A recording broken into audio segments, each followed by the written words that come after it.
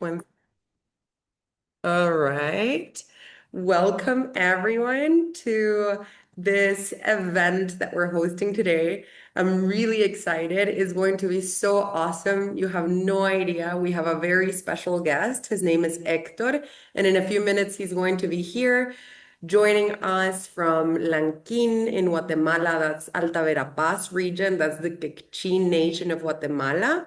Hector is incredible because he's an expert in the topic of agriculture. And in a few moments, I'm going to tell you a little bit more about who he is and what he does and why this event is going to be so exciting and life-changing. And it's going to open your eyes to so many incredible things that right now you don't know might be important. But as soon as you learn from this incredible expert, just how profound this wisdom of agriculture and of the moon is, you're going to be completely mind blown. Is going to hopefully create a ripple effect where people are going to start understanding the importance of this topic. And so before I introduce him, I'm going to introduce myself very briefly. My name is Sulvay Barrios, and I'm the co-founder of the Mayan Wisdom Project. I started this project with my dad, Carlos Barrios, who was the author of the Book of Destiny and a very renowned Maya elder. And from Guatemala. I started this project 5 years ago, as I mentioned, with my dad, as a way to share the wisdom of the Maya in a way that is respectful and in a way that is safe for you, but also in a way that is actually authentic. And we receive permission from the actual spiritual leaders and everyone on what we can share, what we cannot share. And so today, what we're going to be sharing about is agriculture and the cycles of the moon and diet and food. And perhaps you don't understand yet why that's so important. But as I mentioned, in a few moments, you're going to begin to understand why that's so important. And in the Maya tradition, agriculture is the basis of the entire tradition. It is the thing that enabled them to have, since ancient times, not only access to food and good health, but agriculture was responsible for building up all of society. I'm just going to give you a brief explanation before Hector starts talking about agriculture for real. So, in the Maya tradition, the Maya believed that agriculture is at the base of society, is the first thing that we have to take care of. In the ancient times, for thousands of years, the way the Maya operated was not like in the modern day world where we have money and we have the economy and like you go to a job and you get paid for that and that's how you buy things. It was a completely different kind of system. It was a system of, how do you call it in English? I think it's barter system maybe, but it's like when you trade stuff, right? And so basically, everyone in the Maya tradition for thousands of years, the way the communities operated is everyone had housing and everyone had a farm. And that farm, often what was planted was corn, but not only corn. It was accompanied by other crops. Actually, it's been studied and is more than 60 different herbs, plants, and foods that grow alongside corn really, really well. When we study the system of plantation of corn, we learn that all of those foods and all of those herbs that are planted alongside corn, they make for, and I kid you not, and this has been scientifically studied, and I invite you to dive deeper into the topic. It's the perfect diet. Is like a superfood, perfect, incredible, balanced diet. And so for a while, and I was sharing this recently with a group of people, I thought, the system of exchange of the ancient Maya, like it's cool and everything, I thought, but it sounds like a lot of work, you know what I mean? Like you have to plant your own food, you have to build your own house, you have to like do all of these things. I was like, it sounds kind of like cool, but at the same time, like how much work and how difficult, until I dug deeper into the topic and discovered that it is perhaps, and now I've completely changed my opinion about it, way more advanced than the system that we utilize in the modern day world. Because when you study the system that the Maya used for planting their food, what you learn is that in average, it was 4 or 5 months per year of work. And then you already had all of your needs covered. You had medicine, because obviously in the Maya tradition, everything was super well organized for like the healers and the doctors. you had housing, and you had food. And not just that, but the Maya were really rooted since ancient times in community. What does this mean? It means your entire community, all your neighbors would come and help you with your farm, and in exchange, sometimes you would go and help them with their farm. And because of all of this, like community system of building things together for each other and with each other, basically, it like the time and the amount of effort got reduced to very little work. And so the Maya say that agriculture is responsible for the way they were able to build incredibly developed societies and communities and to develop themselves in math, in architecture, in astronomy, in science, in medicine, in dentistry, and everything else, because at the end of the day, all of your basic needs were covered on very little work. And now you had all of this free time in your hands, and not just you, but everyone else in society had all of this free time in their hands. And thanks to that free time is that they were able to create such incredible education systems.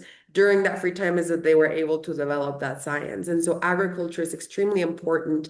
And one of the dark parts of the history of my country, which is Guatemala, is that after, like when we became independent in 1821, like we had a series of governments, and a few of the governments were trying to make the economy of Guatemala boom. And for that reason, they wanted to utilize the agricultural industry as a way to do that. One good example of this is coffee. We had a president called Justo Rufino Barrios in the late 1800s who just wanted to export coffee from Guatemala. And I don't know if you know this, but even today in the modern day world, coffee from Guatemala is known to be like some of the best coffee in the world, right? And it's still one of the big products that we export alongside sugar and other agricultural products. And so when they started building the system, what they discovered is they needed a lot of people to do labor. And when they tried to get the indigenous people in Guatemala to come and work in the coffee farms as well as in the other farms, people said no. And the reason they said no, we don't want to go and work there is because they didn't actually need payment. They didn't need money because they were still living with this ancient system of exchange. Everyone already had housing, everyone already had food, everyone already had access to medicine. Everyone was 100% and completely self-sustainable. So when the government came and told them, like, hey, we need you to work really hard in a way that is unfair, to make very little money, everyone just said no. And so unfortunately, through very evil techniques, what the government of my country did was to strip away the land from the Maya people and they literally created programs that on purpose were trying to get people to forget agriculture and to forget the science behind agriculture because the government thought, wait, they don't need work.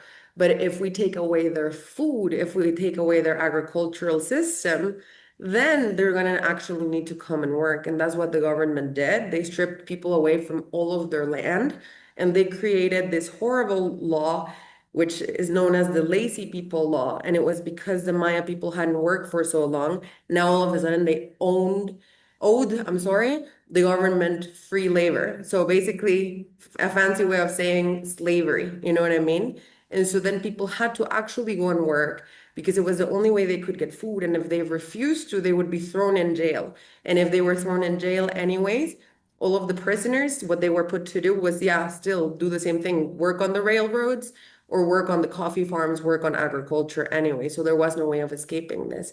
This persisted until the 1940s when there was a revolution to kick away precedents that allowed huge companies in the late 1800s and early 1900s. It was all about coffee, but later it was about the United Fruit Company. Like in the late 1800s, early 1900s, the United Fruit Company came here, now known, by the way, as Chiquita Banana. I encourage you to boycott them and not buy their products because what they did in my country was horrible. So people were like so tired of the slavery, the exploitation, so they created a revolution. And then for a very short period of time, we had a series of precedents, like in the 40s, when Jose Arevalo and Jacobo Arbenz, who actually defended the people who were anti-imperialistic, who gave the land back even to the people that was stolen in the late 1800s. But unfortunately, through the power of those massive corporations, those precedents that were good were kicked out of power, and we went straight back to just like the same old systems. And when people tried to stand up against in the again, like they tried to stand up for themselves again in the 1960s, um, they unfortunately failed to overthrow the president at that time, and that was the beginning of the civil war in Guatemala, which happened in the 1960s, and it was a genocide of the indigenous people that lasted 30 years. It only ended in December of 1996. And so during all of this time, the land, the agricultural practices were forgotten, but not by accident. It was on purpose because stripping away agriculture from the people was like one of the most oppressive and also strategic moves from the government in order to actually be able to take away their self-sustainability. And by taking away their self-sustainability, they made them dependent, right? People still had to go and work because it was the only way to eat. And then when people tried to stand up for themselves, it literally led to a 30-year genocide, where they were, during that genocide, people were like forbidden from literally like practicing not just agriculture, but anything, like wearing their attire, speaking their languages, practicing their spirituality. And so this is still very much alive. And and that's why like the fact that so many people around the Maya nations were able to preserve this wisdom, and that in the modern day world we're fighting huge companies such as Monsanto who are coming here and trying to get rid of our heirloom native corn and replace it for GMO corn and other seeds like that. That's why I think this topic is so important. And that's why for a while now I wanted to start teaching a little bit more about this super important topic. And that's why I invited Hector, who I see is here already. Maybe we can spotlight them, tech person. And so that's why I invited Hector, because Hector, he is a genius when it comes to this topic, okay? He grew up with his dad and his grandfather. He learned from his dad from an early age all of the secrets of ancient agriculture. Then in adulthood, before I got to meet him, someone found his passion for agriculture and sponsored him to be able to go and also educate himself, also academically on the topic. So he has both like the ancient wisdom from the oral tradition as well as academic knowledge on the topic. And he will blow your mind, okay? And he's joining us today from Lanquín, which is in Alta Verapaz, as I said, in the Quechua Nation. Hector comes from the Quechua Nation. He's so wise, so knowledgeable, so incredible. And he's also, for those of you who don't know, the husband of Elsa. And Elsa and Ector together built a small project in their community. They're not only doing all kinds of agriculture, but also cacao as well. And so they're the ones who actually, for those of you who follow us for a while, the cacao from Lanquín that we have on our little online market, it comes from them and it's 100% handmade, and it follows all of the things that you're going to be learning today. So Hector is amazing. I'm going to give him the word now so that he can introduce himself. And I'm just going to take the spotlight away from myself because I'm just going to be the translator today. So I'm just going to be in the background translating everything that he says. Hola, Hector. Solo que tiene el micrófono No, apagado. ya, Entonces, ya. ahí está. Hola, ¿Qué tal está? bien, gracias. Gusto de verlo. Bien, bien. Igualmente, Zulba. Pues aquí Ajá. estamos con el grupo ya listos para empezar entonces, así que si quiere preséntese y cuando esté listo ya podemos empezar a hablar de permacultura y la luna y todo. Ok, perfecto. Yo voy a estar aquí atrás Bueno, traduciendo. ajá. Bueno, mi nombre es Héctor Pop Cholom. Soy guatemalteco, vivo en Lanquín, Alta Verapaz. Y bueno, tengo 50 años de edad. Y pues aquí estamos presentes para eh, explicarles algo sobre la permacultura y sobre las fases lunares. Hello everyone, my name is Hector Popcholom. I'm Guatemalan. I live here in Lanquín, Alta Verapaz. I'm 50 years old and I'm really happy to be here today to explain you things about the topic of agriculture and the lunar phases.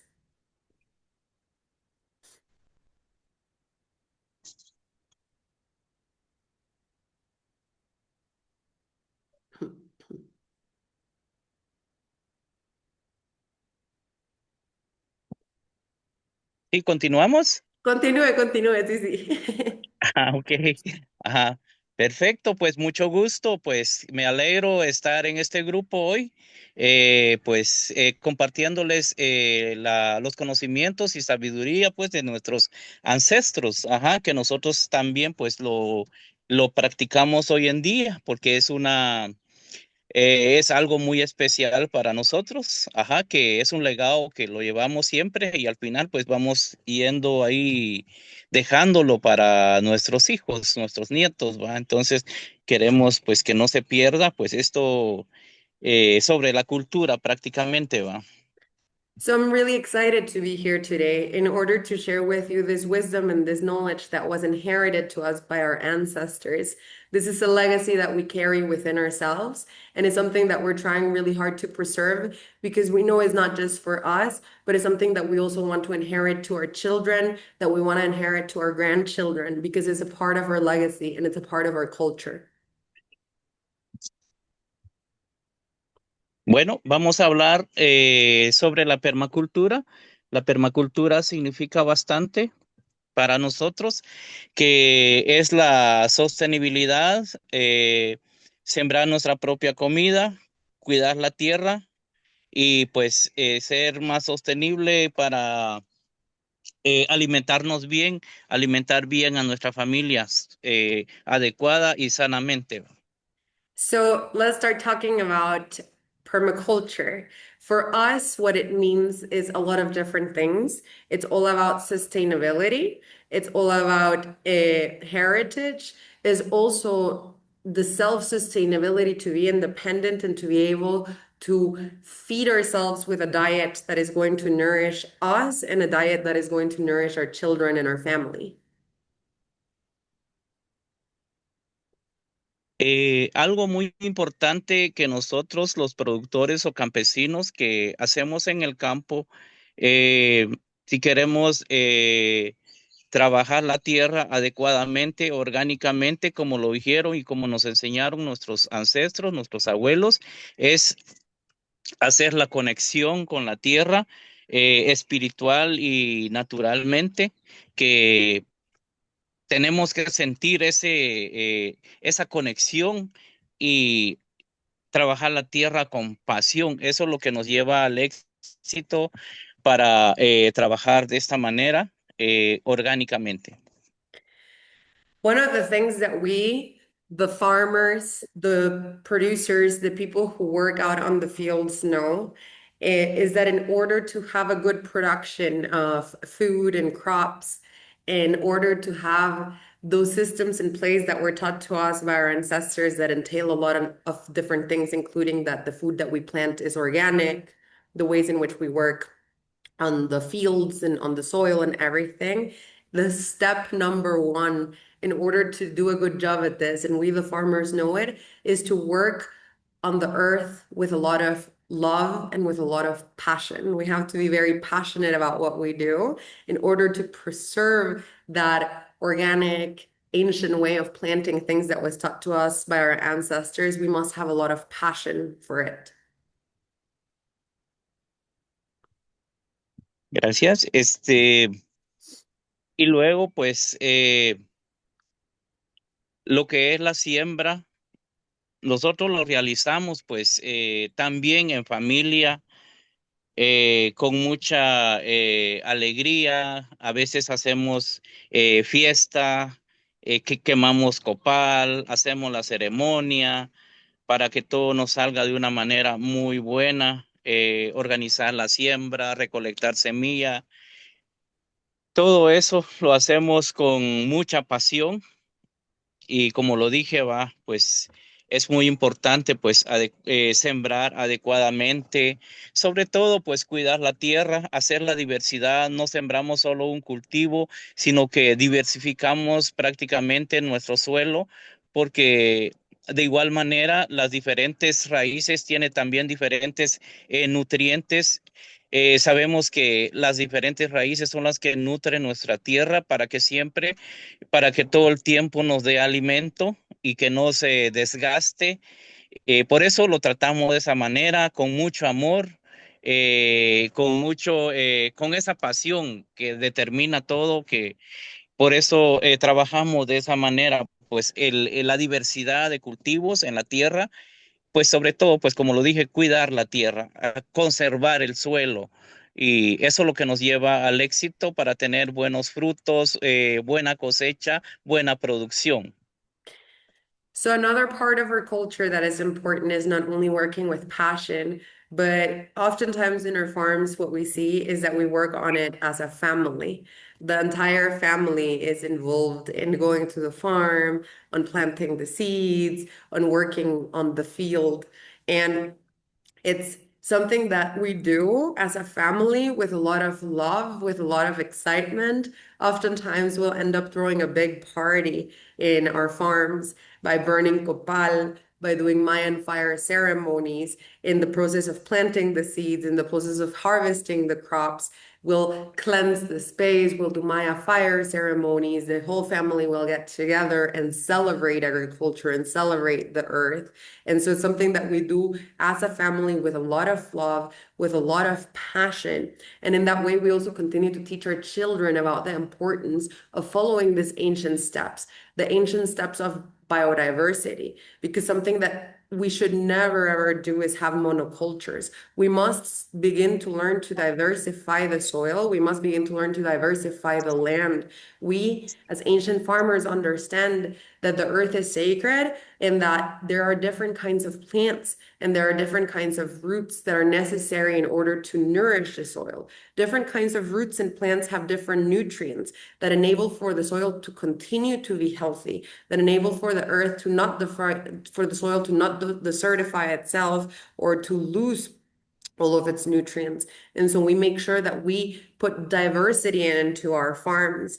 And so, as a way to love the earth and show her respect, as a way to nourish the soil. And in this way, we know that because we do this, the earth will give us a gift back, which is that all the time she's going to be providing us with fruits, with foods, with crops that are later going to become part of our diet. But it's because we work with that love, with that respect for the earth, for the soil, with that passion. Bueno, todas las actividades también influye, como estábamos diciendo, la luna, ¿va? Mhm. Que si queremos éxito para, por ejemplo, si sembramos frutos, sembramos frutos visibles, o sembrar, pues empezamos a hablar sobre la luna nueva, que la Mhm. luna nueva nos hace crecer, acelera más el crecimiento de las plantas. Pues es ideal para sembrar legumbres o hierbas para consumo, ¿va? Entonces, por ejemplo, la acelga, la espinaca, hierba mora, chaya, todo lo que se consume, las hojas, es muy recomendable sembrar en luna llena. Ajá. Y también, pues, la cosecha de esas plantas es muy bueno en esa fase lunar de la luna llena. So another aspect to our agriculture is that our agricultural practices are based on the phases of the moon. So when do we plant things is going to be according to the phases of the moon. So to give you an example, for instance, certain plants and foods are supposed to be planted during dijo la luna llena, ¿verdad, Hector? No, luna nueva, Ah, ajá, perdón, me sí, luna refiero a la, nueva, a qué la bueno que luna, pregunté. luna During nueva, sí, during the ajá. new moon. Some plants and foods are supposed to be planted during the new moon. What plants are those? Legumes or herbs that are for food and for human consumption. Some examples of that would be Swiss chard, spinach, nightshade, chaya. So we know that if these plants, like these legumes and herbs, are planted during the new moon, they're going to be better and that we're going to have a better production of those. Ujú. También es muy bueno para la cosecha de como camote, lo que son de tubérculos, perdón, camote, yuca, zanahoria, papas, es muy bueno cosechar en luna nueva para que nuestros productos salga de mejor calidad. ¿Por qué? Porque la energía está concentrado en la tierra, en las raíces. Mhm. Um, so another thing that the new moon is really great for is I hope I pronounced this word right, okay? Because I'm not sure, but tubers. So like the things that grow underground, like potatoes, sweet potatoes, carrots, all those kinds of foods that are tubers, we always plant them during the new moon. Why? Because the new moon, what it does, it makes all of the energy of that new moon is concentrated in the soil. So tubers are going to have a lot more energy to be able to grow well because that's when the moon is focuses energies inside of the soil. And so spinach, potatoes, sweet potatoes, those kinds of things are also planted in our communities during the new moon.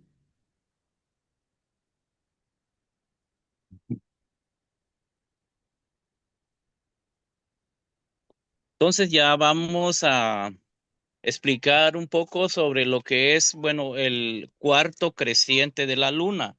También las actividades, siempre hay actividades en las cuatro fases lunares, cambia. Por ejemplo, si nosotros queremos, como lo dije, si nosotros queremos sembrar hierba que crezca rápido y pues y de mejor calidad en luna nueva, como usted ya lo explicó. Entonces, es bueno la luna, el cuarto menguante es bueno para sembrar también, bueno, lo que dije, las espinacas, lechuga, acelga, como hierba mora también va. Entonces es muy bueno sembrar las hierbas en cuarto creciente, perdón, ajá, cuarto creciente. Hierbas es bueno en cuarto creciente. Sí, exacto, ajá. Okay.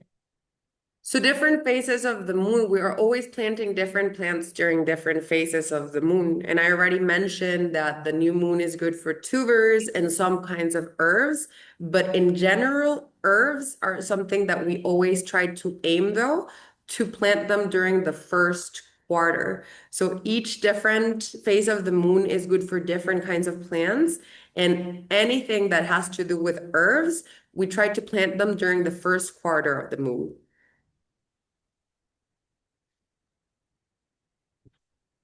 Todo se va dando, nosotros trabajamos el campo, va, pero igual pues vamos viendo la fase lunar y qué es lo que nosotros queremos trabajar. Por ejemplo, ahora pues vamos a hablar sobre la luna llena, que sirve pues para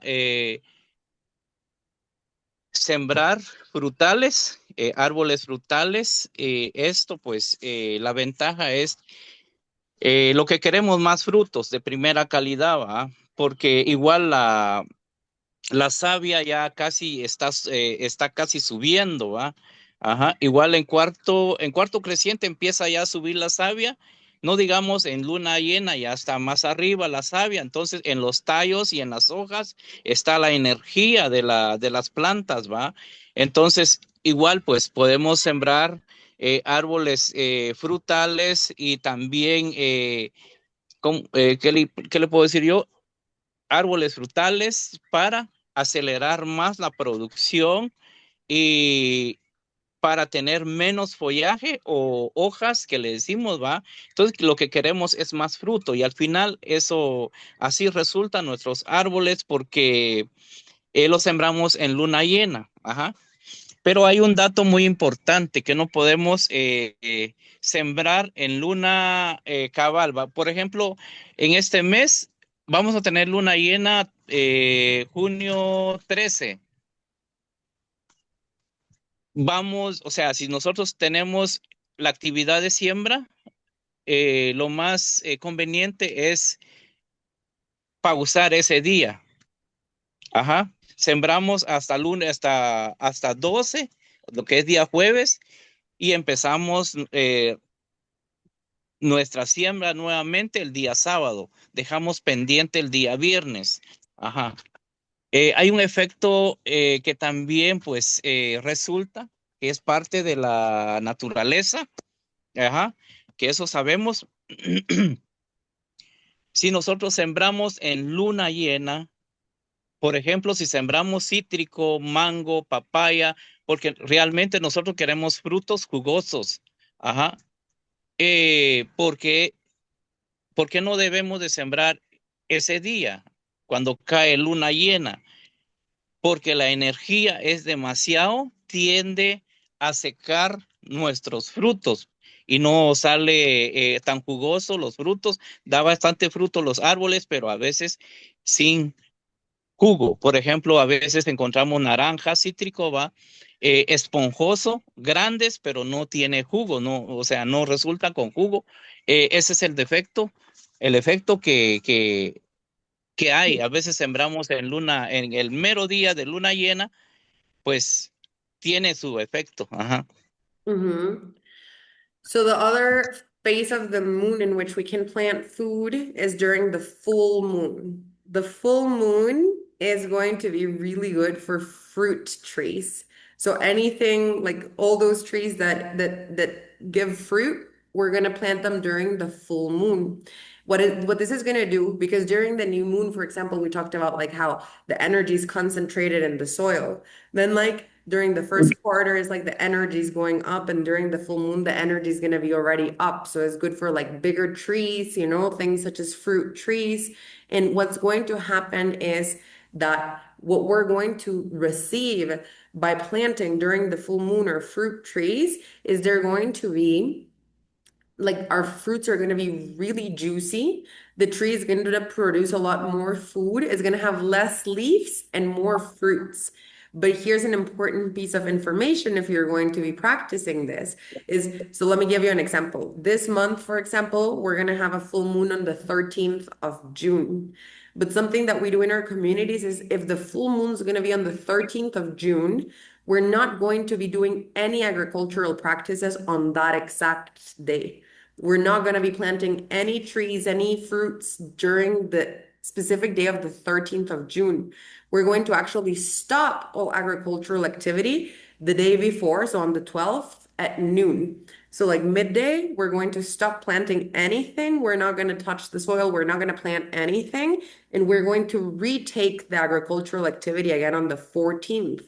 Why?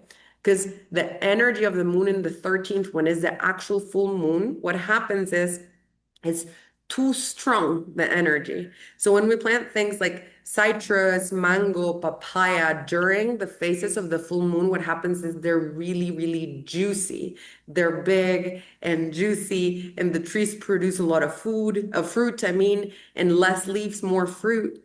But if we would plant all of those fruits on the actual date of the full moon, the tree would still give a lot of fruit. The tree would still produce beautiful looking fruit. So imagine an orange, he says, is going to be big, is going to be spongy, is going to look great. But what happens is because the energy of the full moon on the actual day of the full moon, which in this case would be the 13th, is so strong, the fruit's not going to be juicy.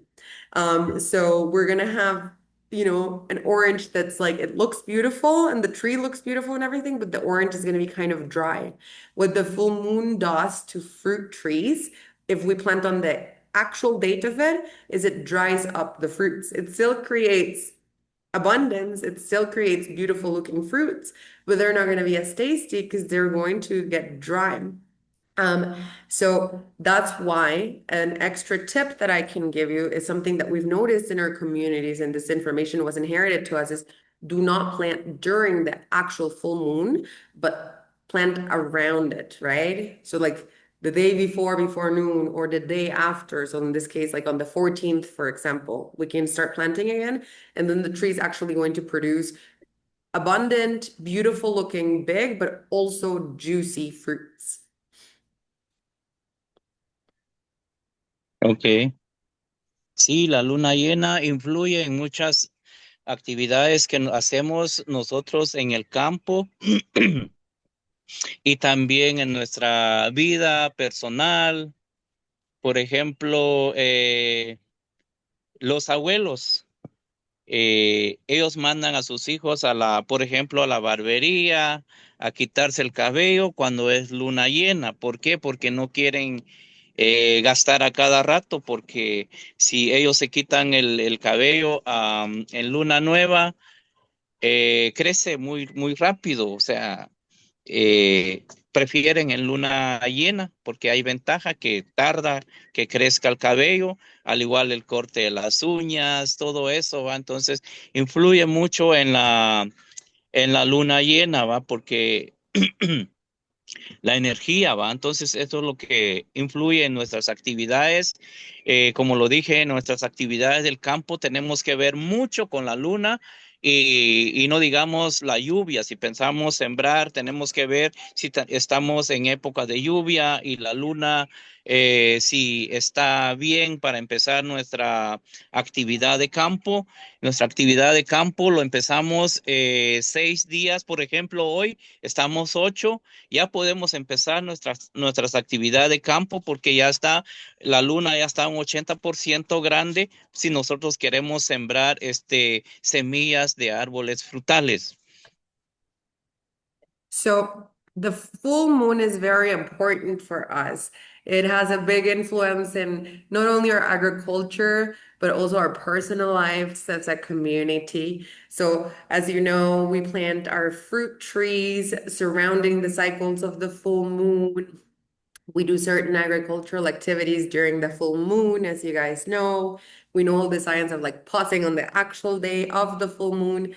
But it's not just about fruits and agriculture in our communities, in our nations. We look at the moon for everything. The moon has a really big influence in our lives. So to give you an example, for instance, right? Um, so is Ujú. no, perdón, o sea, ¿se cortan el pelo en la luna llena o en la luna nueva? Ya me confundí. En la luna llena, sí, para ahorrar dinero, para Ah, no sí. mandar al chico a cada rato en la barbería. Okay, sorry, I just had to clarify something. So, for example, a tradition, and we've witnessed how our grandparents have passed this on to us. And like, since the time of our grandparents, like, they would send the kids on the full moon to the barber shop or to the hair salon. And this was like a fun hack in order to not spend so much money because they said, if you cut your hair, like if you go to the hair salon or to the barber shop and you cut your hair during a full moon, your hair is going to be very slow to grow. So grandparents and parents in our communities do this so that they don't have to spend a lot of money. Like if the boys go and cut their hair, and then it's going to take longer to grow back. So they're going to spend less money because the kids are going to have to go to the barber shop less often.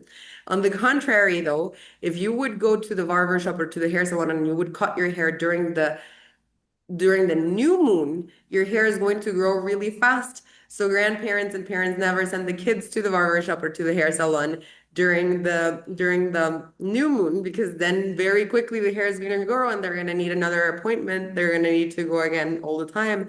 And this doesn't only happen with hair, it happens with nails. If you cut your nails, if you clip your nails during the full moon, they're going to grow more slowly than if you cut them during the new moon, they're going to grow faster. So we guide ourselves through the cycles of the moon in order to do a lot of different things in our community, not just agriculture. So, but when it comes to agriculture, the two big things that we look at in our communities are the lunar phases, like the lunar cycles, as well as the rain cycles. So like if it's the rainy season, if it's the dry season, that's going to have an effect on when we decide to do our agricultural activities. So right now, for example, we're in a great place because the rainy season has just begun. And like in around 6 days from now, for example, we could start with really intense agricultural activity in our communities. We probably will, especially for fruit trees and those kinds of like bigger crops, yeah, like fruit trees, for instance, because the moon is already like at 80%, right now it's already like at 80% getting full. So it's already a good time to start planting big trees that provide fruit and stuff like that. So yeah, what I want to share with you is just how important the phases of the moon are, as well as the cycles of the rain, and how we connect to those in order to go about our agricultural activity as well as our daily life. Ujú. Algo más que influye en la luna llena es también para desparasitar nuestros animales, también pues miramos, pues hoy en día pues yo desparasito mis animales, o sea, los perritos en luna llena, cuando o sea, las lombrices están como que aguardados, porque en luna nueva se alborotan las lombrices, entonces a veces no es efectivo, al igual con nuestros hijos, ¿va? Sí, influye mucho la luna también en todas esas actividades, ajá. Que dijo que en luna llena se alborotan las lombrices. En luna nueva se alborotan demasiado. Ujú, Ah, luna nueva. ujú. Okay. So for example, another thing that we do during the cycles of the full moon is we deworm our animals. And so like my dogs, he says, for example, or any animals that I have, if I'm gonna give them like anti-parasite medicine or deworm them, I'm gonna do it during the full moon. And then it's gonna work a lot better, you'll see, he says.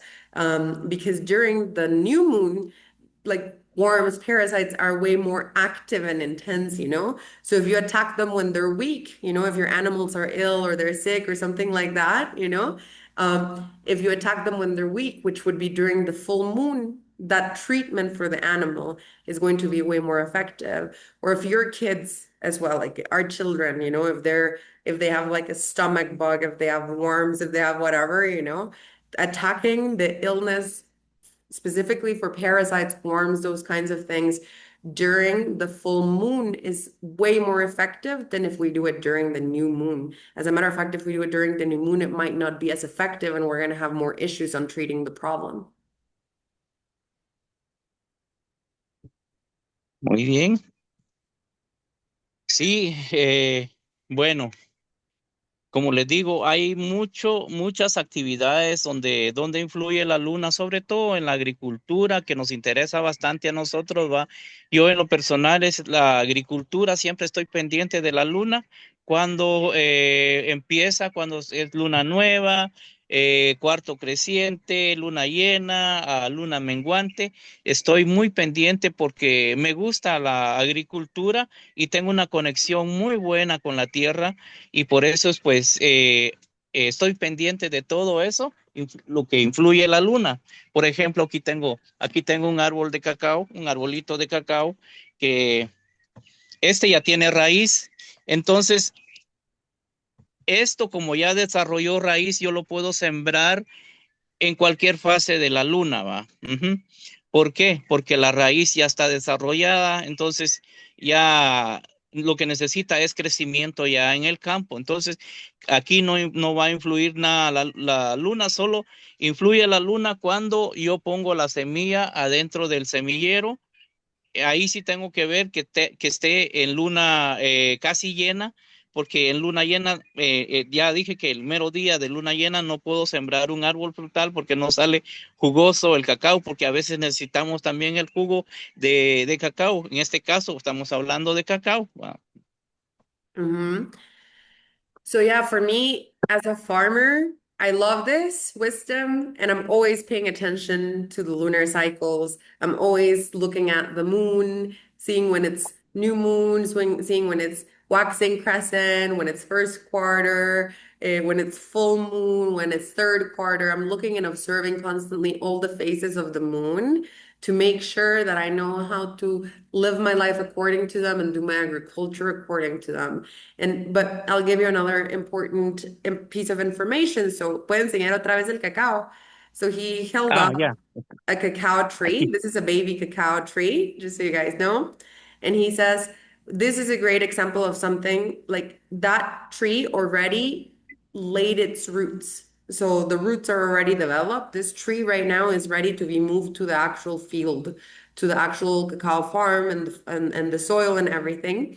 And at this point, this tree, whenever I plant it, doesn't even matter anymore. Why? It doesn't matter what phase of the moon it is. I could do it any day of the week, any day of the month. It doesn't matter. It's still going to be a successful tree regardless of the phase of the moon. Why? Because it has already developed its roots. So at this point, the phase of the moon is not going to make a difference because its roots have already started to develop. When the moon is influential, is when we plant the seeds. That's when we want to look at the phase of the moon. That's when we want to look at the lunar cycles. Is when we plant the seed. That's what's going to determine what kind of tree or herb or plant we're going to get. So this seed of for my baby cacao tree that I planted it when the moon was almost full. That's when I planted the seed because, cacao is a fruit. So we're going to make sure by having done that, that this one's going to be really juicy because cacao is not only seeds, right? Or the cacao beans, but it also has cacao pulp. So the pulp is going to be juicier. The pod is going to grow bigger. It's probably going to produce more beans. It's just going to be a better cacao pod in general because I planted it very near the full moon. I'm sorry. But now at this point that it already started to grow, whenever I pass it onto the field and like I move it from the pot to the field, that doesn't actually matter anymore. And that's what we do. Like speaking about cacao, that's what we do when we plant our cacao trees and everything. We always plant them according to the cycles of the moon, and that's why we personally get this really big, lush cacao, juicy, tasty cacao trees.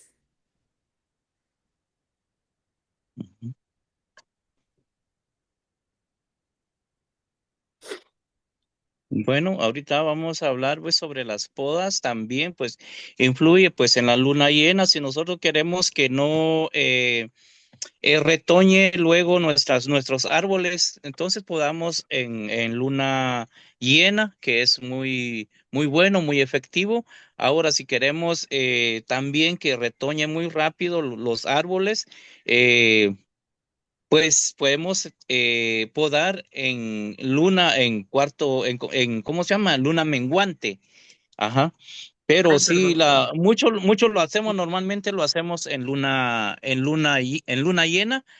Por ejemplo, el cacao, ¿va? Nosotros podamos en luna llena porque no queremos brotes, ajá, porque si hay muchos brotes, pues igual quita la energía a la planta o al tallo para que los cacao pequeños desarrollen crecimiento, ¿va?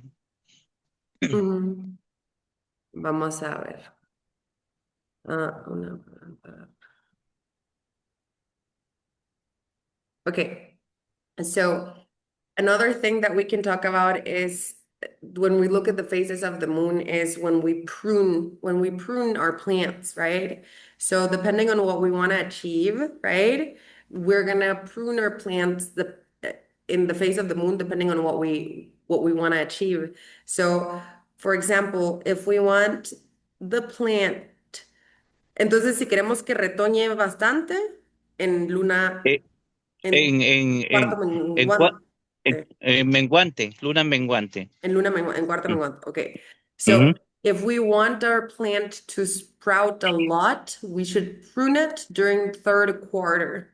If we don't want it to sprout a lot, we should prune it during the full moon. So for example, cacao is another great example for this because we prune it during the full moon because we don't want it to sprout a lot. Porque no queremos que retoñe mucho el cacao, perdón. Por porque si hay muchos, como le decimos acá, sí, los retoños que salen, los nuevos, le quita energía. Por ejemplo, si está en floración nuestro cacao o tenemos cacao en desarrollo de crecimiento, entonces quita energía para el crecimiento de nuestros frutos. Por eso no debe de tener muchos Mm, chupones nuestro cacao, ¿va? Entonces ujú. debemos de podar en luna llena. Ujú. Okay. So for example, cacao trees, we don't want them to sprout too much because if we have a lot of the little flowers and everything and a lot of baby cacaos, that takes away the energy from the growing pods. So if we have too many babies, it's like it's going to take away energy and then the bigger pods, like the adult pods are not going to be as nourished, right? So that's why we prune cacao during the full moon because we don't want it to sprout too much. We want it to sprout a little bit, but we don't want it to sprout too much. So there's a good balance between like the babies, and the adults so that the tree can use its energy to nourish both properly and we can get like higher quality cacao. So some plants, you don't want them to sprout too much. And then those plants or those trees, you would prune them during the full moon. Other trees, other plants, maybe you want them to sprout a lot. So those, if you want them to sprout a lot, you would prune them during the third quarter. Bueno, ya. Entonces, bueno, ahorita vamos a ver lo que es el cuarto menguante. Vamos a entrar de lleno ahí. Es muy importante para sembrar los tubérculos que nosotros necesitamos. Es cuando la luna ya casi va llegando a luna nueva. Entonces, es mejor sembrar nuestros tubérculos. Lo que ya dije, va la yuca, eh, zanahoria, remolacha, todo lo que sale bajo la tierra. Entonces, eso se siembra en cuarto menguante, porque igual la energía ya empieza a descender de nuevo hacia el suelo. Uh-huh. So let's talk a little bit about the first quarter. The first quarter, as I mentioned already, is really good for tubers. So beets, carrots, potatoes, sweet potatoes, those plants that grow under like the soil in the soil. How come? Because when the moon is in the first quarter, the energy starts to descend towards the soil. The energy of the moon starts to go down towards the soil and it gives more energy to the soil. And where do tubers grow? Like in the soil, right? And so they're going to have a lot more energy and grow better and bigger because of that. So tubers we do during the first quarter. Sí. Como le dije, hay un montón de cosas, hay muchas cosas que influyen en la luna, nuestro vivir diario eh, con la naturaleza. Ese contacto con la naturaleza, nosotros sentimos esa energía lo sentimos mucho porque realmente, como lo dije de un principio, hicimos la conexión con la naturaleza, con la tierra, por eso sabemos cómo funciona todo lo que es la energía de la luna, la lluvia, el sol, todo para nosotros, porque, bueno, también la cosecha de madera tiene que ver mucho con la luna. Si nosotros queremos cosechar bambú, por ejemplo, también debemos de cosechar cuando la savia está hasta abajo. O sea, el bambú siempre trae un azúcar, o sea, es dulce lo que tiene adentro del bambú, pero cuando está hacia abajo, o sea, en el suelo, eh, no hay chance para que la polilla le entre, pero siempre y cuando nosotros empecemos a cosechar bambú o cualquier madera, pues bueno, más que todo el bambú en, en horas de la mañana, porque también la savia tiende a subir otra vez en transcurso del día, ¿va? Pero más baja en transcurso de la noche la savia. Entonces, debemos de cosechar el bambú, lo que es el bambú en la mañana, pues 5 de la mañana o 6 de la mañana ya podemos estar cosechando nuestra madera de bambú. Entonces nos da buenos resultados para que no le entre la polilla, lo que le decimos comúnmente. Okay. So it's so beautiful for us to observe the lunar phases. And it's really crazy because once you start connecting to this, you really start to feel it, you start to observe it, you start to see how powerful it is and how much it works. And in our communities, we're inherited this wisdom and we truly understand the energy of the moon, the energy of the sun, the energy of the rain, and how to work with them. So we use it for everything, for agriculture. But for example, another example is wood harvesting. So like when are we on planting trees or things that are going to be providing us wood? So an example of this would be bamboo, for instance. So when do we plant bamboo? Also, entonces el bambú también en cuarto menguante, ¿va? Sí, en cuarto menguante, cuando ya pasaron como 6 días después de la luna llena. Ya podemos cosechar el bambú. Okay. So, Ujú. so for example, pero, o sea, cortarlo, no sembrarlo. Cosechar bambú, ajá. Okay, so when are we going to harvest? When are we actually going to cut down the bamboo to use it for wood? We're going to do it around 6 days after the full moon. We're going to do it in the first quarter. Super important. Why? Because, um, plants have, I think you call it in English, I hope I'm pronouncing it correctly, sap, right? Sap, yeah. And so the sap of the plant moves along it throughout the day, right? So we don't only look at like the time, the lunar phase, but we also look at the time of the day. So when would we harvest bamboo? When would we cut down bamboo to use it as wood? We would do it in the morning during the first quarter of the moon. So during the first quarter in the morning. Why? Because the sap in the morning and at night, it goes down to the bottom of the plant. During the day, it expands and it's like higher up in the plant. And like it's sweet. The sap is sweet, like of bamboo specifically. A bamboo is like a very sweet plant.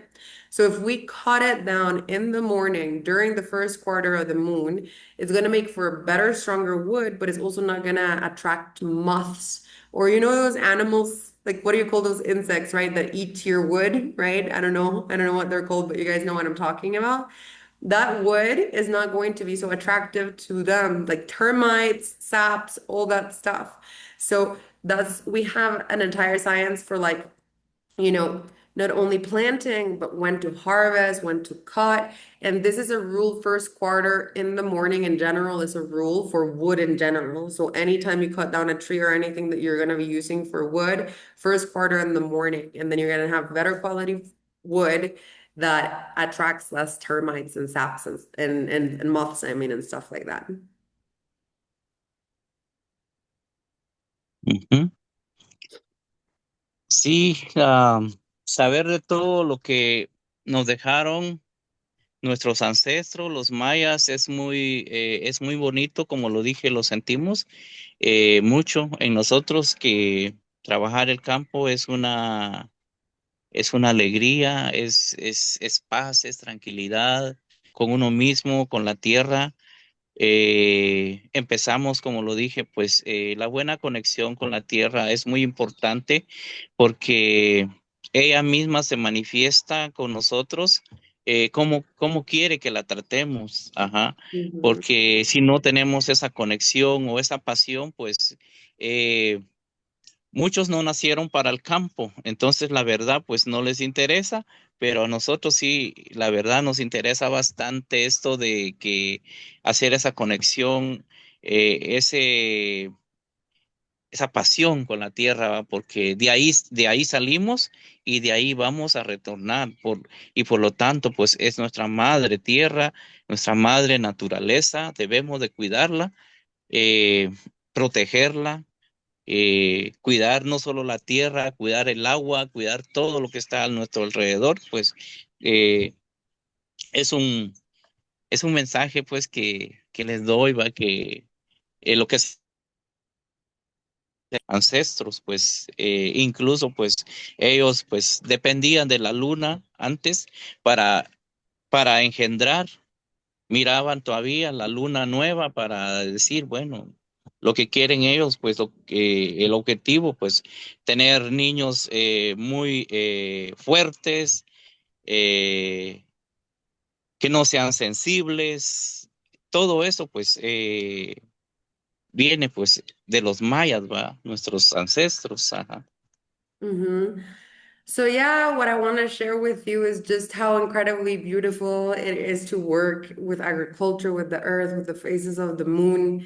It's such a rich and amazing heritage that our Maya ancestors left to us, and it's something that working with that and learning about it and sharing it and like passing it on to the next generation. I'm very passionate about that because once you start working with the earth, once you start connecting to those energies, it truly changes.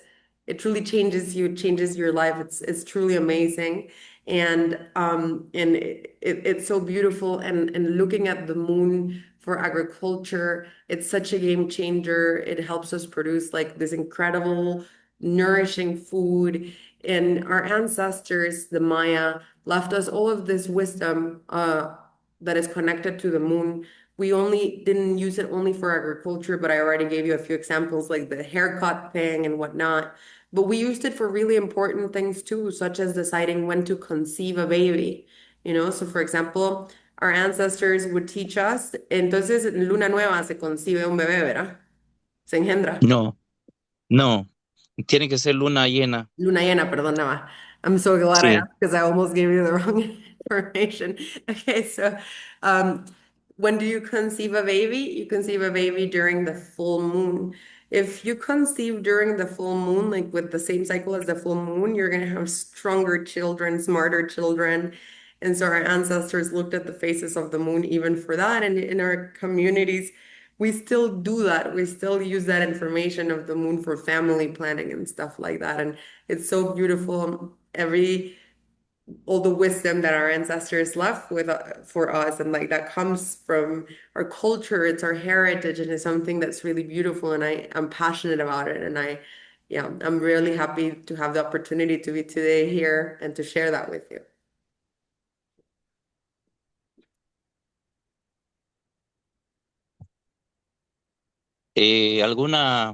¿Alguna pregunta? No sé, Así. Zulma. Perfecto. Gracias, Hector. So I'm just gonna, Martin, can you spotlight me? Es que quiero ver si les encuentro un nombre. Perdí esa foto, hombre. Es que quería enseñarles Ay, la foto del camote.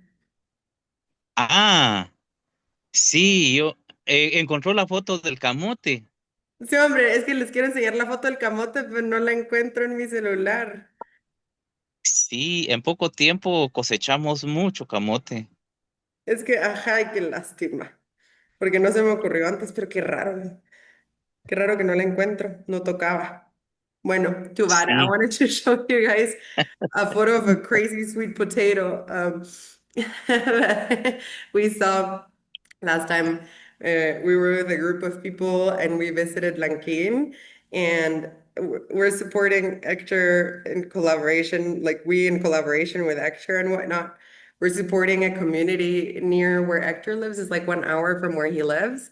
And it's called San Pedro Cabnal. And so it's like we're helping sustain 108 families there.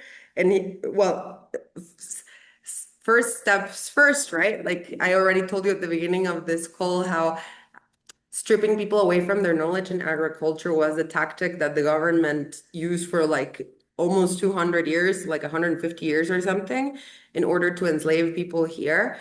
So I'll never forget, we were doing a round of planting trees last July, I think it was, because of all the crisis there was with the rainy season just never came. It was horrible last year, and this year is starting to happening. It's happening again, and I'm really frustrated by it, because we've destroyed the earth so much in Guatemala. Everyone who's from here probably remembers like 20 years Qué ago, onda, 15 ahora years entiendo. ago, the seasons came exactly on time. It was so precise, it was so on time. But now the rainy season comes whenever it wants, the dry season comes whenever it wants. Last year, Hector and Elsa, I remember calling them in like June, July, and they couldn't even talk to me because they were brain fried because the weather was like 50 degrees Celsius. And I'm sorry for the Americans. I don't speak in Fahrenheit. I don't know what that is in Fahrenheit, but that's so hot. Like that never used to happen. And so all the 60% of the cacao trees in Lanquin died. And the community that we're supporting up there in Gavna, they're cardamom farmers, and all of their cardamom died. And there were so many forest fires. Everyone in Lanquin was coughing, and it was so hot because there were so many forest fires and everything was smoking. And so much of the biodiversity died. There were wild animals near where Hector and Elsa lived that were escaping like the mountains, because of the fires. And so, well, there was so many trees died. So last year, like as an initiative we brought them like a bunch of trees to do a round of reforestation, and we invited volunteers from like you guys, and a few of you actually came. It was crazy. You came to Guatemala for that. um And one of the girls I'll remember, she asked me, because I was explaining her about the project that we're doing, like Hector and me in these communities. And this is just the model community. Hector and I want to do it all over Guatemala. And I was telling her, like, yeah, one of the problems in Guatemala is 50% of the children, listen to this, 50% of the children have chronic malnutrition. Guatemala is one of the most fertile countries in the world. There's a territory here called Tecpan, which is small. It's just like small area of the country. There was a study done like a few years ago that just the amount of food and agriculture that is done in Tecpan would be enough to feed all of Central America. So Guatemala, El Salvador, Belize, Honduras, Nicaragua, Panama, all of Central America for 5 years straight, just in Tecpan, and Tecpan is a tiny dot in my country. And 50% of the children have chronic malnutrition. You know what I mean? Like malnutrition is one of the biggest issues we have. Guatemala is in like the top 10 countries of the world with a malnutrition problem. And so when we have a saying here in Guatemala, you throw a rock and a forest grows, because of how fertile our land is. So a girl was asking me, ay, ya me estoy enojando. A girl was asking, les estoy contando de la desnutrición en Guatemala. A girl was asking Sí. me, um, in the reforestation round that we did, like, she was like, I don't get it. They have so much land. Why do they have malnutrition? Why don't they just plant food? And I was like, girl, you asked the wrong person the wrong question because now I'm gonna give you a 2 hour speech about it. And I just told her what I was telling you at the beginning, right? Like how it was a tactic of the government to get people to forget, agriculture. And that's why like the first step of our project that I'm doing with Ector in this community of 108 families is he's going up there. He's like where we refilled like almost all their cardamom plants, brought them trees, but also brought them a massive bank of heirloom seeds. And one of the guys there donated his land in order to make a massive community farm. And Hector is reteaching them all of the ancient wisdom of agriculture, which is honestly so cool. We also run a kich there to do it in the ancient way and start with a Mayan fire ceremony and the whole thing, which I have so many videos about and I never upload them to social media. Maybe I should. But anyways, so the point is the photo I wanted to show you, but I can't find it, is when we arrived in Lanquín last, they sent us a little gift and it was sweet potatoes and they planted them in the way that Hector taught them with the moon and the whole thing. Guys, I kid you not, I've never seen a sweet potato that big. It was like bigger than my head, but it's 100% organic. It was so tasty. We made like an amazing lunch. I wish I could show you the photo, but my point is, I was talking about it with so many people and everything that Hector is teaching and like this wisdom, try it. Like a woman told me once, if you don't believe it, try it. She was like, harvest your avocados on the right lunar phase, plant them on the right lunar phase, and then taste that avocado and tell me if it's not 100 times tastier than the one at the supermarket or like whatever fruit. Just try it and you'll see that it's legit, okay, everything that he's teaching. So that's why we wanted to share this with you guys. And I'm so grateful to Hector for joining us today. And if you guys would gift me a few more minutes of your time, there's something I want to share with you. Okay, so I just told you about the project that we're doing in Gavna, right? And that's like step one of many because we want to do it in communities all around, first Alta Verapaz and then all around Guatemala.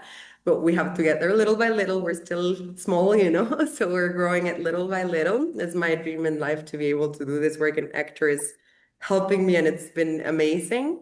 But as I shared with you last year, and also this year, we've been having really big problems because of the weather and the inconsistency of the rainy season. And I don't know if you noticed that in our shop in Lanquín cacao is always out of stock. I don't know if you noticed it's like in pre-order. Maybe you guys noticed that. And now Gabon cacao is also in pre-order way more often than I'd like it to be, even though they were having a smaller problem than Lanquín. But anyways, Hector and Elsa, who are the Lanquín cacao producers, Hector, you just met. Elsa, I'm sure you've seen her around in other events that we've done. Called me very worried in the last like for the last couple of months. We've been having a lot of phone calls talking about how worried we are that we just can't we just can't get enough cacao. Last year, 60% of the trees died. This year, a bunch more trees died. Fun fact, though, the community is organizing itself to do ancient agricultural methods because last year, even though 60% of the trees died in all of the farms in Lanquín, the grandparents who were planting cacao according to these ancient methods, 100% of their trees survived even with the bad stuff that happened. So that goes to show just how powerful this ancient wisdom actually is.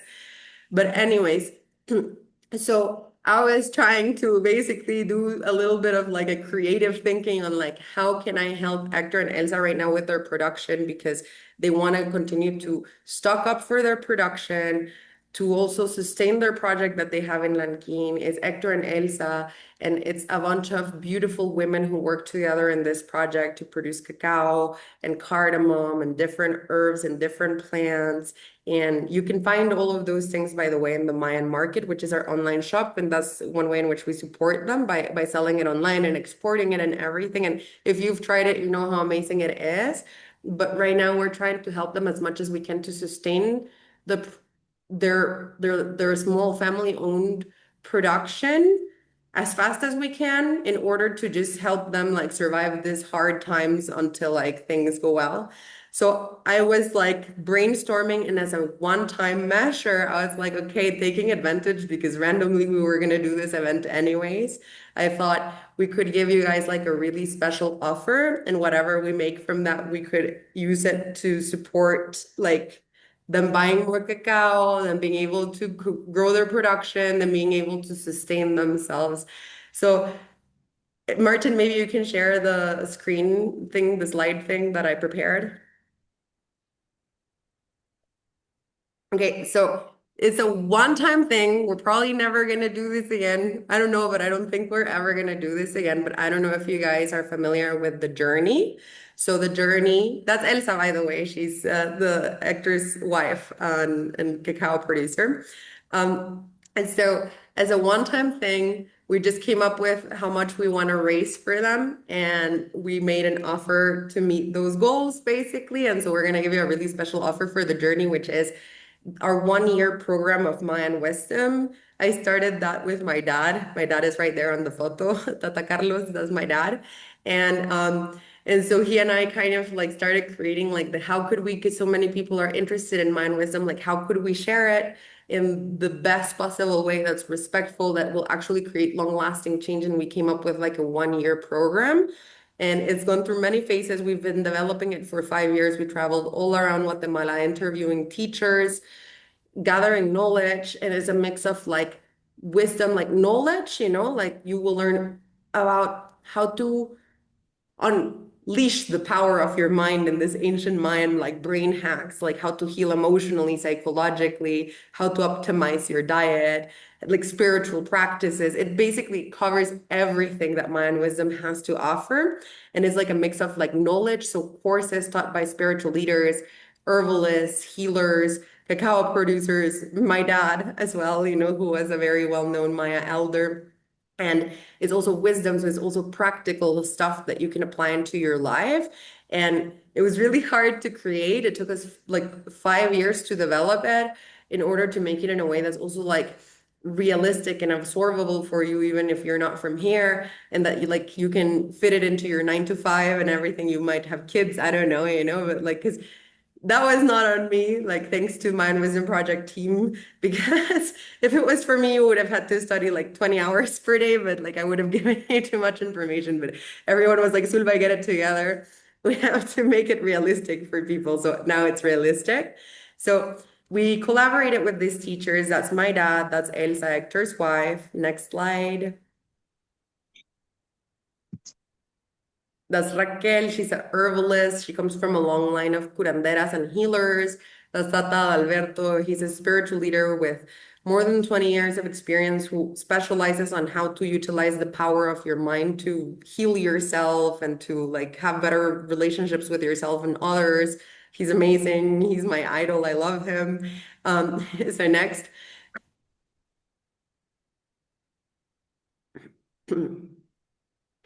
So yeah, it's called The Journey, and it includes Many exercises, video lessons, a bunch of bonuses. It includes lifetime access, even though it's a 1 year program.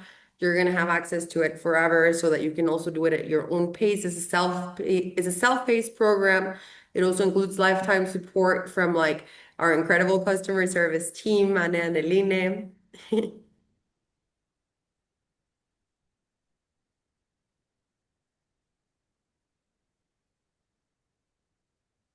You can go to the next slide, Martin. Sorry. Okay. So don't worry about the price you see on the screen, okay? Because that's not it.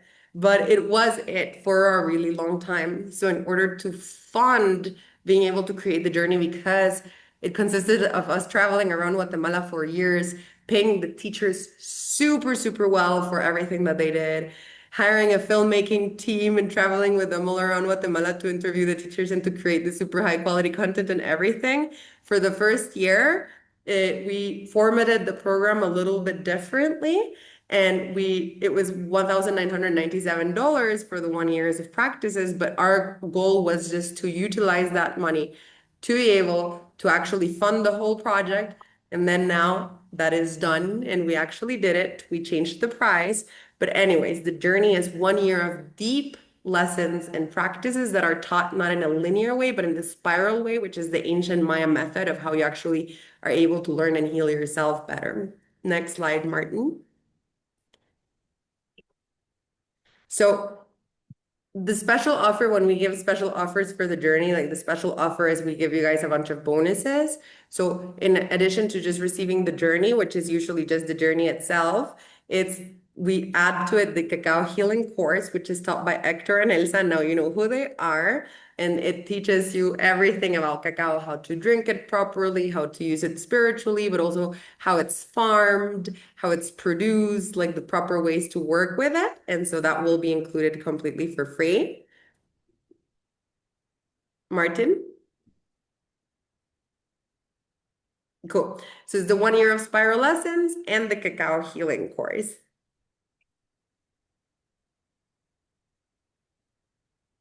But another bonus that we wanted to give you was the herbal healing course. So it's our herbalism course, which is also taught by Raquel, and she, okay, like I just, yeah, okay, she's, well, I can't express how amazing she is. Like the way she works with herbal medicine, like it already changed my life because she healed my anxiety and some gut issues that I had. And every person that I've brought to her, like she just heals everyone. And so I got obsessed with the wisdoms that she has to share. So we're also going to include a short course with Raquel on how to use herbs and herbal medicine in your life to heal yourself physically. So it's the 1 year of spiral of lessons and practices, the cacao healing course and the herbal healing course. It additionally includes lifetime access, as I said, and free updates for the rest of your life because Elena and my niece and I are still working on this program because it's already the best version of it that it has ever been. But we want to start adding even more content to it, more exercises, more practices to it. So you get lifetime access, which gives you the flexibility that, like, even though it's a 1 year program, if for whatever reason you want a 1 month trip or something and you just can't do it for a month, you can still pick up next month. You know what I mean? Like you can do it at your own pace and you're going to get access to all the cool stuff that we're going to be adding to it. And as I mentioned already, lifetime support. So you can always talk to our customer service team if you have any questions, from technical questions to Mayan questions. They're going to be there to answer any of your questions. So it's the 1 year of lessons and practices, the cacao healing course, the herbal healing course, and also lifetime access and support. So usually this would be valued at more than $2,000, and that's what it was actually valued if you got all of these things separate from each other like last year, but now, next slide. Okay, so now what we did, okay, but this is not even the final price for you guys because that's why we have a super special offer for you today. But what we did is as soon as we finally finished creating everything and funding the whole project of just creating this 1 year program, we wanted to make it really accessible to people. So we changed the price to 497 for the 1 year program. But okay, so here's the offer that we wanted to give you guys today is to offer it to you for 297. So that's like around 40% off. It's like the agriculture offer I called it because it's like supporting Ector and everything that we talked about a few moments ago. And so we have like a goal that we want to meet. And so what we're offering is 30 spots at this price, and like it's just kind of first come, first serve. Like we're just gonna close it up as soon as we did the 30 spots at this price, and then that's gonna help us to meet the goal. So it's now 297, and it includes all that stuff that I mentioned. But it's not even over yet, okay? Keep going, Martin. It also includes some extra free gifts. We thought we'd still throw those in, even with the price reduction. So you're also going to get a golden ticket to our 20-day cacao challenge. And the 20-day cacao challenge happens twice a year. It's live, it's guided by me. It's a lot of fun. I'm biased because I guided, but it is a lot of fun. We get together for 20 days straight. We meet for 1 hour a day.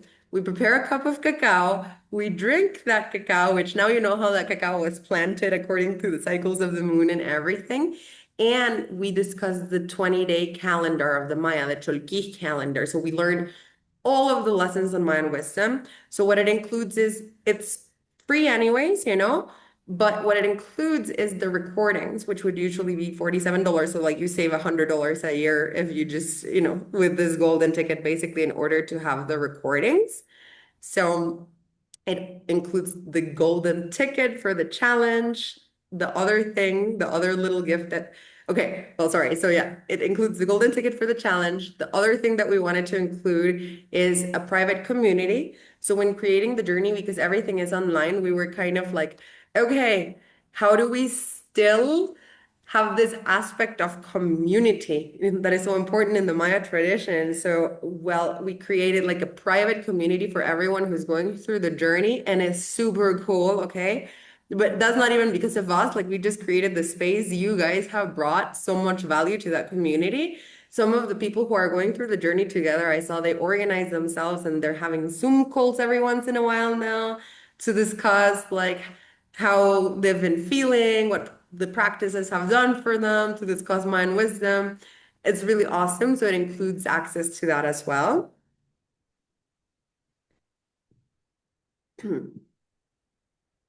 So it includes everything that I already said, plus the 20-day challenge, plus the golden ticket, plus the private community. Okay. And the last gift that it includes, like this offer, is a $50 gift card to the Maya Market. Of course, you can choose whatever you want to buy. I would recommend you buy Lanquín cacao, obviously, because now you know like how special it is. But we don't just have Lanquín cacao. We actually have, I mean, I shouldn't have said that because we're already out of stock. But maybe don't listen to me. But the point is, so the point is that we have an online shop. And in that shop, what we do is that's how we support through the Mind Wisdom Project, like a lot of people in Guatemala, because we partner up with like small family-owned productions of different things. So Raquel and her mom have like this beautiful nursery of herbs, and so they pack up the herbs and you can buy them, like the different herbal blends, like for your nervous system, for your gut health. We have cacao from two different producers. One of them comes from the Kaqchikel Nation, the other from the Kaqchi Nation. The Kaqchi Nation producers are Lanquín, they're Hector and Elsa and their family. Um, and just like that, we have candles, which come from a lady who hand makes them, here in, what's the name of her town? I forgot, but also in the Kaqchikel Nation. We have, this beautiful jade necklaces with the glyph of your Mayan energy on them. We have obsidians. We have like a lot of cool stuff, like jicaras, which are also 100% handmade. Like the ladies plant the Se puede morro mostrar trees. fotos, ¿no? The ladies also plant the morro trees and like hand carve the jicaras, which are like the Tienes que cacao salir. drinking cups. Okay, sorry. I hear some weird sound. Martin, maybe can you see what's going on? Anyways, Okay, so the point is you get a $50 gift card and you can buy whatever you want from our shop, and that's the last gift that we decided to add. So, Martin, next slide. Okay, so it includes everything I just said for the price of 297, guys. That's like for 1 year of such profound wisdom. That's way less than $1 a day for like all of that. You have no idea who these teachers are, what they teach. So it includes the 1 year of lessons. It includes the cacao healing course, the herbal healing course, the lifetime access. It includes the two 20-day cacao challenges per year completely for free. It includes a community of amazing people, and it also includes a $50 gift card so that you get delivered to wherever it is you live in the world, whatever you want from the shop, like the cacao, the herbs, the necklaces, whatever it is you want for 40% off. So the way we're doing this is first come, first serve. Okay. So we have 30 spots for this offer, and whoever catches it first can take the offer for 297. So yeah. And additionally, what we do have, and that we didn't want to take away, even though it's such a special offer, for the journey, what we always have is a 90-day money back guarantee. So, like, if for whatever reason you don't like it, I don't think that's possible because it's really awesome, but for whatever reason you don't like it, or you just don't have the time anymore, or whatever it might be, like, you're within 90 days, you can get 100% of your money back. And Martin. And Martin forgot the last one, but it's fine. No, oh, no, it's fine. It's okay. All right. So that's it. So if you guys want to join that, we're going to send you an email with the link to that offer, like in a few minutes. So just like stay tuned. And I'm sure Martin has probably also posted the link here in the chat somewhere. I think, yeah, there it is. He just posted the link here in the chat to that offer. So if you just go to that part of the website, it will take you straight to the agriculture offer. But if you can't find it in the chat right now, like don't worry. In a few moments, we're gonna send you an email with the special offer. And that's it. Thank you guys so much for coming. I'm just gonna spotlight Hector for a second again. Um, Maybe we can do that. And if he's still here, I know, yeah, he's still here, just to say goodbye. Bueno, Héctor, ya vamos a cerrar, entonces no sé si quiere despedirse. Ah, tiene apagado su micrófono. Ahí está, ahora Sí, sí. sí.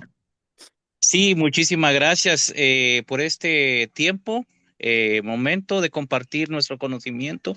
La verdad estoy muy agradecido eh, contigo y con los que estuvieron en el grupo, ¿va? Entonces, eh, un saludo para ellos y un abrazo muy fuerte. Sí, te envié algunas fotos, de hecho, ahora Así estoy abriendo del mi campo. celular. ¿Quiere que las Sí, entonces, enseñe? pues sí, sí. Oh, yeah, Ah, okay. Hector just found the photos of the sweet potatoes. Wait, I'm gonna show them to you guys. It's crazy, okay? So, well, first I'll translate before I forget. So he said that thank you so much for your time and that he's grateful to me and everyone here in the group for giving him this time to share this wisdom and that he's really grateful for having been here and thank you so much for listening to him and that he hopes it serves you. So this is I don't know. It's because it's on my phone. Wait, let me do that thing with the screen so you can see it better. Okay, so it's on my phone. I don't know if you can see it, but those are the sweet potatoes. Look, they're huge. Wait, I don't know if you can see it so well, okay? This is not a great quality camera, my computer camera. But wait, espérate. But yeah, okay. Anyways, these are the sweet potatoes and they're huge, so that's what I wanted to show you. So, all right. Well, thank you guys so much for your time today. I'm so grateful and I love agriculture. Everybody knows that I love agriculture. And so now, because whenever I get obsessed with a topic, we start sharing more about that topic. So stay tuned because we're definitely going to continue the conversation. I really hope that it is useful to you. I hope that some of the people who are here actually maybe have the opportunity to plant some food. And now, when you're doing that, like whenever you're planting herbs or food or any crop, that you keep this in mind, that you remember it. We also recorded this, so we're going to be sending a recording because I know it was a lot of information with the lunar phases and everything. So you can later you can come back to it to make notes and everything and like check it out properly. Y gracias, Héctor, por compartir su sabiduría de una manera tan hermosa. Y ahí me le Ujú. mando saludos a la Elsa, pues, y a todos por Es allá. un gusto. Ajá. Muchas gracias, Zulma. Ujú. Thank you, guys. Thank you for your time. I hope you enjoyed this event. See you soon. Bye bye. Bye.